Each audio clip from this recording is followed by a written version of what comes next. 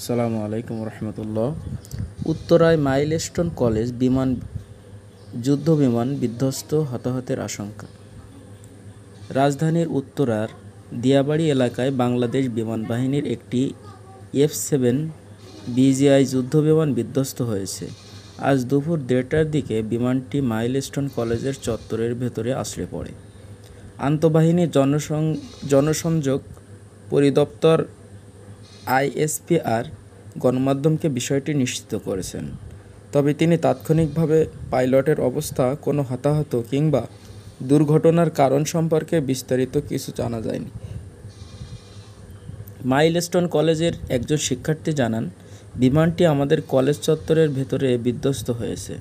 Fire সার্ভিসের 8টি unit ও সেনা সদস্যরা ঘটনাস্থলে উদ্ধার অভিযান চালাচ্ছেন।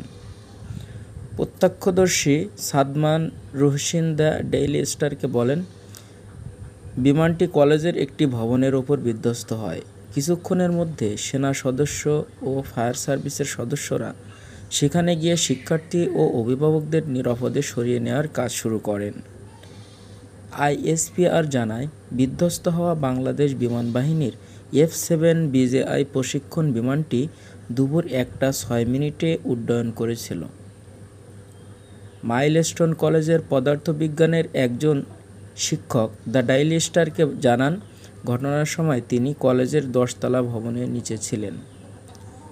দুপুর 1টার কিছু সময় পর বিমানটি বিধ্বস্ত হয়।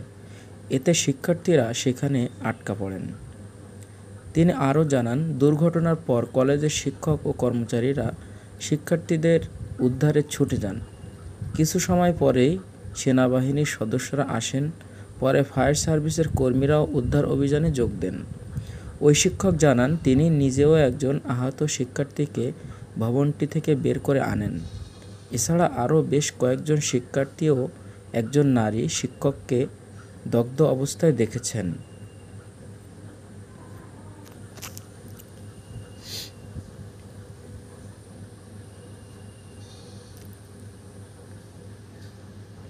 রাজধানীর উত্তরায় বাংলাদেশ বিমান বাহিনীর একটি প্রশিক্ষণ বিমান দুর্ঘটনায় পতিত হয়েছে।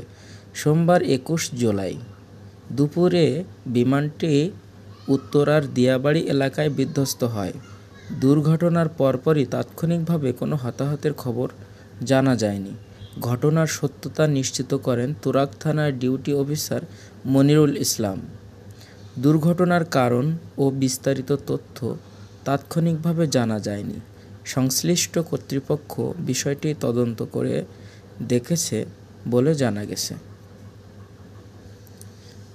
প্রিয় দর্শক, আমাদের টপ আপ টিউন চ্যানেলে বিভিন্ন নতুন খবরের আপডেট দেওয়া হয়। চ্যানেলটি যদি আপনাদের ভালো লেগে থাকে তাহলে অবশ্যই সাবস্ক্রাইব করে রাখবেন। সবাইকে অসংখ্য ধন্যবাদ। আসসালামু আলাইকুম রহমতুল্লাহ।